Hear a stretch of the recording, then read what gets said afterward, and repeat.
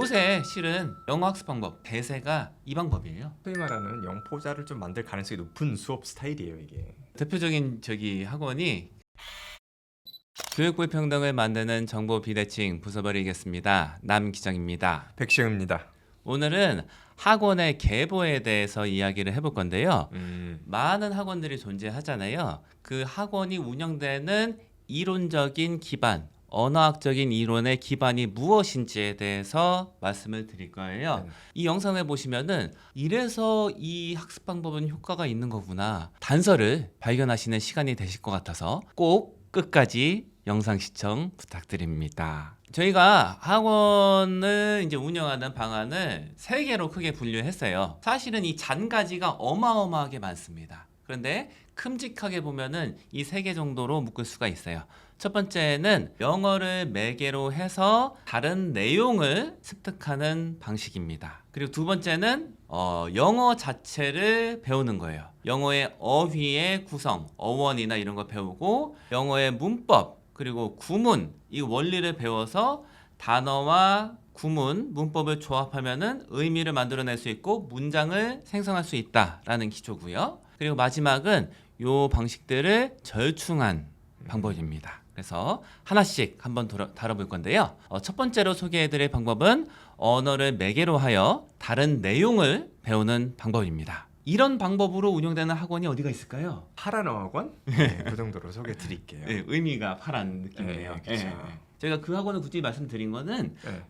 다른 지역에서도 네. 많이 아시는 학원이라서 말씀드린 그렇죠. 거고요. 전국적으로 있는 걸로 알고 있습니다. 그렇습니다. 이 대치 지역에 실은 상당수 학원들은 이 기조로 움직이기는 해요. 네. 저희도 실은 이 기조가 거의 줄을 이룬다고 네. 보실 수 있고요. 학원들이 네. 홍보 자료를 내보낼 때 특징이 있어요. 어떤 거냐면은 우리는 영어로 역사를 배운다. 이렇게 돼 있던가 영어로 토론하는 거 연습한다. 이런 식으로 돼 있어요. 문법 주제 몇 개를 배운다. 이런 게 아니고 영어 단어 몇 개를 배운다. 이런 말이 없어요. 이게 특징입니다. 요 학습 방법은 뭐냐면은 영어를 배우는 영어 학원인데 영어로 다른 과목을 배우던가 아니면은 영어로 다른 타스크를 수행하는 거예요. 프로젝트 같은 거예요. 예를 들어서 영어로 피자집에 주문하기. 우리 이제 휴가철이잖아요. 네. 호텔 예약하기. 이런 음. 미션을 주고 미션을 수행시키는 거예요. 수업 시간 내에서는 그런 거를 이제 시뮬레이션 해보는 거죠. 그래서 타스크를 이제 수행하면서 영어를 의식하지 않은 채로 배우게 되는 거예요. 그 태스크라고 그러면은 일반적으로 이제 막 2일 정도로 이제 본영을 네. 하니까 네. 문제 풀기도 일정 부분은 태스크로 볼 수도 있겠네요. 아, 근데 그건 또 아니에요? 요거는 또 아니에요. 우리 전형적으로 문제집에 있는 엑서사이즈 문제나 드릴 문제 푸는 거 네. 이거는 타스크로 안 봐요. 이거는 그냥 엑서사이즈랑 드릴 카테고리에 붙이고 네. 타스크는 좀 생각을 다른 쪽으로 많이 해야 되는 거예요. 타스크의 정의도 실은 학자마다 좀 다르긴 하지만 근데 그 그럴 것 핵심은 이건 것 같아요. 영어 자체를 가르치진 않는 거예요. 이머전은 조금 또 다르더라고요. 아, 이머전은 또 달라요? 네. 태스크 베이스하고 이머전은 다르다. 네. 이머전은 그거더라고요. 네. 학과목 중심이더라고요. 대표적인 게 역사나 과학. 요게 크게 묶으면은 의미 중심의 영어 학습법이다. 영어를 자체로 가르치진 않지만 영어를 매개로 해서 다른 과목을 혹은 다른 업무를 수행하는 거. 그걸 통해서 영어가 스멀스멀 들어오는 게 의미 중심의 영어 습득 방법. 그리고 이게 장점이 굉장히 뚜렷한 게 네. 어린아이들이 하기가 용이하다. 맞아요. 만약에 이제 진짜 막 초등학교 막 1학년인데 네. 야 책 보고 문제집 풀어 이렇게 해놨는데 막 하루에 막 한 5시간 이상 하기가 거의 네. 불가능하잖아요. 근데 이 방법은 5시간 이상 할 수가 있어요. 어떤 공부한다는 느낌이 아니라 다른 거를 수행하는 느낌이 강하기 때문에 네.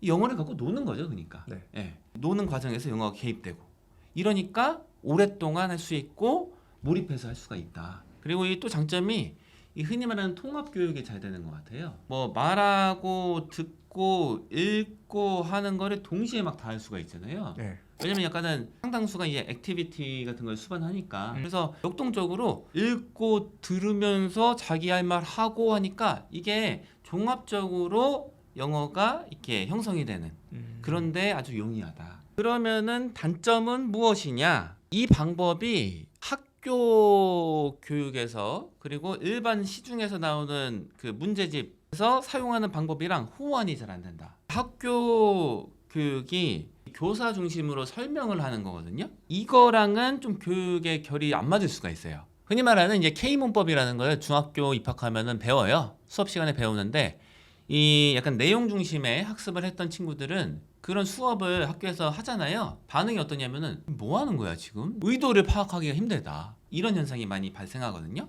이게 호환이 안 맞는다는 것의 예입니다. 트렌드를 보자면 뭐 지난 수십 년간 이제 영어 학습이 어떻게 변화해 왔는지를 보자면 학원들이 이끌어요. 어머님들이 이끌고. 그런데 이제 공교육은 그게 아니라 사실은 그 옛날 방법을 사실은 좀 취하고 있는 겁니다. 그러다 보니까 그거를 이제 힘들어하는 거죠. 근데 또 이해가 되는 것이 우리 공교육에서는 이머전이나 태스크 베이스 하기가 좀 어려워요. 기업권 자체가. 그리고 생각해봤을 때는 막 성과가 바로 튀어나오는 공부 방법이 아니기 때문에 좀 인내심이 좀 있어야 되는데 그게 오히려 어떻게 보면 공교육이 좀 부족한 면이 아닌가. 그 전통적인 그 선생님 주도의 설명 위주 수업 네. 이거랑 이 의미 중심의 학습 방법 이 두 방법의 성과를 비교를 연구를 통해서 많이 했어요. 어디가 이겼냐? 그 의미 중심으로 학습하는 게 사실은 대부분의 연구 결과에서는 더 좋은 결과를 나타냈어요.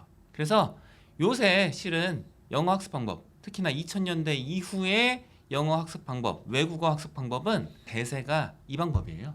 영어를 매개로 해서 다른 내용을 배우는 거. 이게 지금 전 세계적으로 지배적인 방법이다. 그리고 이거를 할 때, 연구를 할 때 사람들이 한국의 고유한 상황을 고려 안 했냐? 아니에요. 한국이랑 일본의 영어 이 학습 방법이랑 시험 문제 이런 거는 이 사람들한테도 연구 대상이고 관심거리예요. 그래서 이분들이 말씀하시는 게 뭐냐면 한국에 나오는 이제 내신이나 뭐 수능 같은 거 문제 보면은 이거는 약간은 뭐 IQ 테스트 같다 문제가.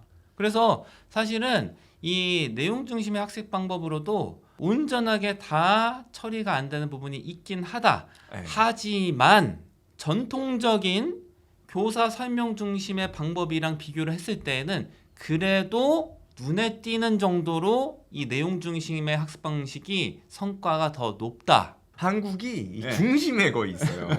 이 Second Language Acquisition 연구는 한국이 굉장히 많은 연구 네. 대상인 거죠. 사실은 이 연구 결과를 떠나서 음. 우리가 직접 목격하는 걸 봐도 네. 의미 중심으로 배운 친구들이 더 잘해요. 10대 때 영어를 진짜 잘한다. 우와, 읽기도 이렇게 빠르고 정확하게 읽고 글쓰기도 이렇게 잘하고 말도 이렇게 잘하고 듣기도 이렇게 다 알아듣네. 신기하네. 이런 친구들 보면은 열의 9은 이 내용 중심의 방법으로 배웠어요. 열의 아홉은 아닌 것 같고요. 저는 한 번도 못 봤어요. 사실은.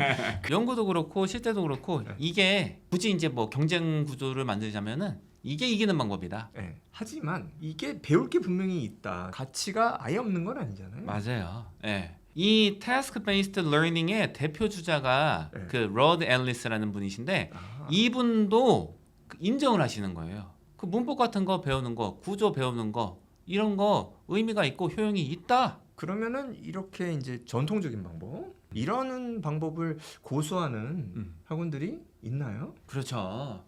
그 대표적인 저기 학원이 그 많은 사람들이 아시는 거는 약간은 으뜸을 나타내는 뜻을 갖고 있는 학원. 그 학원을 많이 알고 계실 거예요. 네네. 그 학원이 완전히 100% 일치한다까지는 모르겠는데 그 학원에서 주로 쓰는 방법이랑 결이 비슷하다고 저는 보는 게 이 네. 구조 중심의 학습 네. 방법인 것 같아요. 대표적인 기조가 단어 외우고 음. 문법이랑 구문 원리 배우고 하면 요걸 두 개를 합쳐서 글을 봤을 때 이해할 수 있고 들었을 때 이해할 수 있고 이 글을 쓸 수가 있다. 문장 만들어낼 수 있다. 이런 기조죠. 그래서 뭐 문법 주제 몇 개 이제 정해서 뭐 이번 기간 동안에 배운다 이렇게 알려주는 데나 뭐 단어 뭐 어원을 분석해서 접두사 접미사 이런 거 알려주겠다. 수능에 잘 나오는 구문 해석 뭐 훈련법을 알려주겠다. 이런 방식으로 가르치는 곳이 예, 이 학습 기조를 사용한 곳입니다. 그리고 실은 상당수의 그 인터넷 강의 그걸 오. 이제 판매하는 그런 이제 회사들의 콘텐츠는 거의 다 이거죠. 예. 그러고 보니까는 소위 말하는 뭐 일타 강사라고 불리시는 분들의 강의를 보면은 여기에 속하겠네요. 그렇죠. 아. 예. 사실은 이제 이 방법을 많이 취하게 되는 때는 바로 고등학교인 것 같아요. 그쵸. 흔히 말하는 구문학습. 문장이 뭐 세 단어 이런 게 아니라 5줄이 한 문장이에요. 그러면은 아이들이 이거 어떻게 된 거야? 정신없잖아요. 네. 이 원리를 알려줘서 요 구도를 대입하면은 5줄이지만 의미가 분명하게 들어와 이렇게 알려주니까 오 선명해 이렇게 이제 아이들이 받아들이게 되는 방법이 요 방법이죠. 어떻게 보면 또 명확할 수가 있어요. 근데 이 방법의 장점은 방금 말씀하신 게 네. 되게 선명하게 다가온다. 네. 단점은 뭐냐? 어린 아이들은 못한다. 언어를 구조적으로 인지하는 시기가 도래하기 전까지는 이 방법은 맞지가 않다 하는 것이 많은 언어학자들의 분석이에요. 근데 지금 보면은 요새는 다뭐 초등학교 저학년 뭐 이럴 때는 영어를 이제 시작하잖아요. 학교 공교육도 실은 3학년이니까 영어가. 그러니까 이 방법은 사실은 영어를 배우는 시작하는 아이들이 채택하기에는 적합하지가 않다. 저는 이렇게 봐요. 단점을 말씀드리면은 단점은 이 방법은 피곤하다. 오래 못한다. 이 방법은 말 그대로 공부라는 느낌이 강해요. 네. 학과목 공부예요. 노동이라는 느낌이 짙은 방법이기 때문에 지속 가능성이 높지가 않다. 그래서 이제 아이들을 지도하다 보면은 어떤 생각이 드냐면 문법, 단어 이렇게 정통적인 방법으로 이제 지도를 하게 되면 잘하는 아이들과 못하는 아이들의 간격이 점점 더 벌어져요. 논리력이라든가 인내심이라든가 이 한글 언어 구사 능력 또는 한문 좀 아는 능력 이런 능력이 있는 아이들은 쭉쭉쭉 좋아지는 경우가 많고 근데 그런 게 한두 가지만 부족해도 이게 배우기가 쉽지가 않으니까 쭉쭉쭉 또 실력 차가 벌어지게 돼요. 그러니까는 잘하는 소수의 학생들은 괜찮을 수도 있다 이렇게 생각을 하는 거고 나머지 학생들은 이게 좀 어려운 방법인 거죠. 그래서 이게 영포자 소위 말하는 영포자를 좀 만들 가능성이 높은 수업 스타일이에요. 이게 수업하신 분도 쉽지는 않아요. 이거 다른 이제 좀 이제 부족한 아이들 끌고 가기가 그 짧은 시간에 잘하는 아이들은 그런 거 하면은 이제 지겨워하거든요. 다 이해한 건데 왜 또 설명하죠? 그러다 보니까 이게 더 어려워요. 이제 이 방법의 또 단점은 뭐냐면은 통합적으로 능력이 길러지는 게 좀 힘들다. 그러니까 이게 실제 영어는 뭐 어떻습니까? 듣고 읽으면서 틈틈이 읽으면서 또 말도 해야 돼요. 이게 동시에 돼야 되거든요. 근데 이렇게 하기가 부적합하다. 이 호환이 잘 안 된다. 이 방법이랑. 말하기하고 글쓰기는 이 방법으로 배우기가 상당히 어려워요. 원서 읽기 학원이라고 타이틀은 달아놨는데 끊어 읽기를 한다든지 그렇게 한다면은 이게 사실은 이런 방식인 거. 맞습니다. 그 원서 읽기 방식은 알아서 읽게 하는 거거든요. 아이가. 그래서 중요한 게 아이가 소화 가능한 콘텐츠를 주는 게 중요해요. 아이 감성에 맞고 아이 영어 실력에 맞는 거를 제공하는 게 굉장히 핵심적인 부분인데 근데 이 구조를 강조하는 학습법은 원서가 이게 가르치는 이제 학습 자료를 할지라도 요 구도로 가르치는 거죠. 구문 분석하고 뭐 어휘 설명하고 원리 설명하고 이렇게 가르치는 건데 그래서 원서 읽기라 하더라도 가르치는 방법이 이거면은 이거는 우리가 아까 말했던 내용 중심의 학습은 아닌 걸로 보여지는 거죠. 우리 학원은 그럼 대체 어떤 학원일까요? 이건 섞여 있습니다. 그래서 하이브리드라고 보시면 돼요.